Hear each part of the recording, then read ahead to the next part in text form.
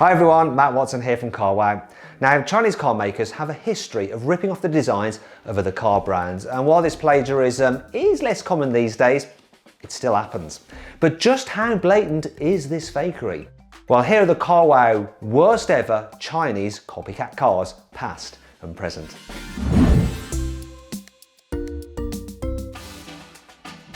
The £23,000 Geely Gie is a cut price copy of a 270 grand Rolls-Royce Phantom. I mean, just look at its grille compared to the Rolls' one below.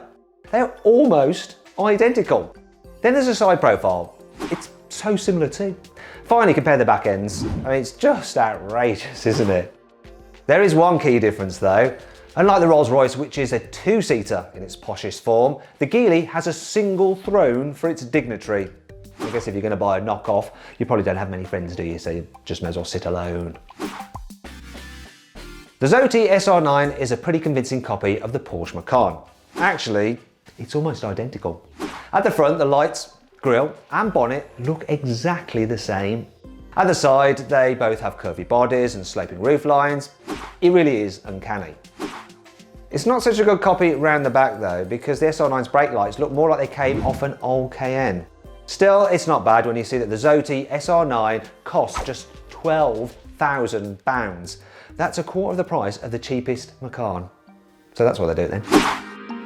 This is the Lifan 320 and it's a cheap copy of a new Mini. Although it doesn't look anywhere near as cool, does it? All the ingredients are there though, but it's like someone screwed up the recipe, especially at the front. The headlights and the grille look like the Minis that are melting. It's actually a smidge shorter than the Mini, but from the side it looks tall and ungainly. And the wheels look tiny too, don't they? It's the same around the back. The brake lights look a bit Mini-ish, but the proportions are all wrong. But what do you expect when it costs less than £7,000? That's 10 grand less than you'll pay for a new Mini. This is a Landwind X7, and this is a first generation Range Rover Evoque. Oh no, wait a sec. I think I've got that the wrong way round. This has got to be the most blatant copy ever. It's got the same headlights as an Evoque at the front. Even the Landwind badge looks like the Range Rover one. At the side, they have the same chunky wheel arches and sloping roof. Round the back, the bumpers are the same too. Even down to the plastic trim above the exhaust, it's almost identical. It's crazy really. No wonder Land Rover sued Landwind in 2015 for copying its design. Although Land Rover lost that case, surprisingly the Chinese government sided with the Chinese car maker. Who'd have thought, eh? Land Rover finally did win a legal case against Landwind in 2019, but by then you could already buy the second generation Range Rover Evoque, so it kind of was a bit of a hollow victory. Now if you click on the pop-out banner up there, you can see my full in-depth video review of the new Range Rover Evoque. Is it a bird? Is it a plane? Nope, it's a Shenghu Eagle Carry. Yep, that's actually what this electric Porsche Cayman copy is called. From the front, I reckon it looks a bit like a Ferrari F12, but with a badge that looks suspiciously like it came off a Porsche. The air intakes on the side totally look like the ones off the Cayenne. And the same goes for the brake lights. Shenzhou, I hope I'm saying that correctly, normally makes golf carts, but the Eagle Carry is no slouch. It'll do 0 to 60 in 4.8 seconds. That's faster than a standard Cayman, which takes 5.1 seconds to get to 60. Shame the Eagle's top speed is only 70 miles an hour. This is the BAIC BJ80 and it's a £35,000 copy of the £96,000 Mercedes G-Wagon. Sure, they've changed the grille and the headlights a bit, but it looks almost exactly the same from the side. It's even got the door hinges on the outside, just like the G. It's a pretty shameless copy around the back too. Underneath it gets a ladder frame chassis and a solid rear axle with independent front suspension, just like the very latest G-Wagon. One thing is different though compared to the original car, and it's the fact that you can't get this Chinese knockoff with Mercedes' brilliant 4-litre twin-turbo V8. BAIC doesn't just copy German SUVs, they've gone and made their own version of the Jeep Wrangler and called it the BJ40. The front grille is sort of a cross between a Wrangler and an old Grand Cherokee.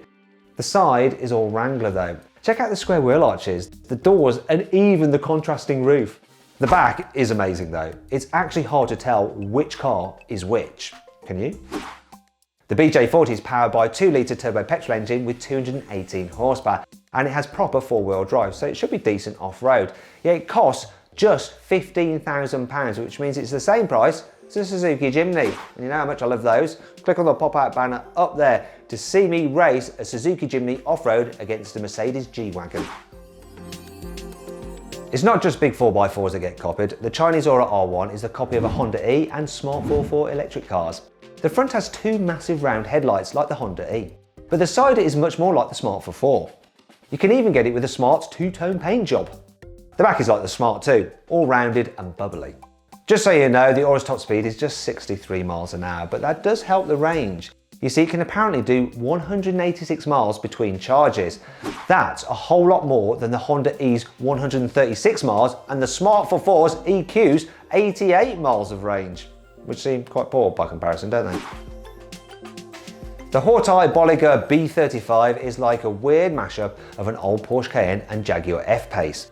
The front has that big square grille like a Jag, but at the side, the windows look just like the ones on the Porsche. It's all very similar to the Porsche around the back too. The brake lights especially look like those on the first generation Cayenne. Unlike the Cayenne, the B35 only gets a 1.8 litre petrol engine, so no big V8s here. The Xuanhuan SC-EO looks just like a second generation Lexus RX from the front. The headlights, bumpers, fog lights, the lot, they're all very similar. Round the side, I'm beginning to see bits of BMW creeping in though. Yep, definitely, they're there, BMW. It's back to total rip-off of an old BMW X3 to be fair. No wonder BMW took Xuanhuan to court when they tried to show the SC-EO at the Frankfurt Motor Show back in 2007. Weirdly, the SC-EO was actually sold in Italy under the not very Italian sounding Martin Motors brand. The Yuxia Ranger X is an angrier looking Chinese copy of the Tesla Model S. The front's got the same big fake grille as the old Model S, and it's got a pretty similar side profile too. The back end though is a little bit more Lexus-y, kind of like they nicked the brake lights off a Lexus LC. However, inside it's back to being all Tesla again. Just check out that massive central touchscreen. However, the Ranger X cannot match the latest Model S's 402 mile range, but it'll still do 286 miles on a single charge, which is more than you get from most electric cars sold in the West. The Yema B11 is a Chinese copy of the electric BMW i3. Okay, so it doesn't have a kidney grille and the front bumper is a little bit different, but just look at it from the side, especially that weird kink in the rear door, it's so similar. And they're really similar at the back too, with the brake lights built into the back boot lid. I mean, it's just uncanny, isn't it? This is the Geely CK, and it's their cut price copy of an old Mercedes C-Class W203. They've absolutely nailed it from the front, with those big rounded headlights, but the absolutely tiny wheels give the game away at the side. It's more convincing once again round the back because it's got the same brake lights as an old C-Class as well. Believe it or not, China actually exported a bunch of these CKs to Cuba where they were used as rental cars and even police cars. The Waikaroo V7, I think that's how you pronounce it correctly, is a complete rip-off of the VW Up. It looks exactly the same. Even the badge looks like VW's. The front has the same headlights and bumpers as the real Up as well. And the V7's boxy side and tiny overhangs are the same as on the original car. I mean, it's just like they've photocopied it. Even the back gets the same big glass boot lid as the VW Up. And Waikaroo hasn't stopped there. You can get the V7 with a petrol engine or an electric motor, just like the E-Up. Guangzhou hasn't revealed much about its C60, but we know it was designed by someone who really liked the Lamborghini Urus.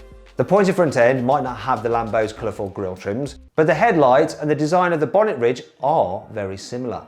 And those vents on the side look just like the ones on the Urus as well. The copying is a little less obvious around the back, but the sloping roofline is a clear nod to the Urus's coupe-like body style. Despite its name, there is nothing noble about this Xuanhuan Smart 4.2 copy.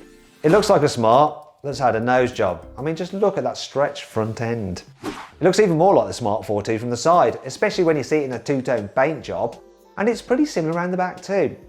Weirdly, underneath all that copycat bodywork, the Noble is actually based on an old Suzuki Alto. That means that it has 4 seats. Now, I would want to try to fit in the back of that car. It'd be pretty bad in an accident, wouldn't it? This is the BYD 1, and it borrows quite a lot from other Western crossovers.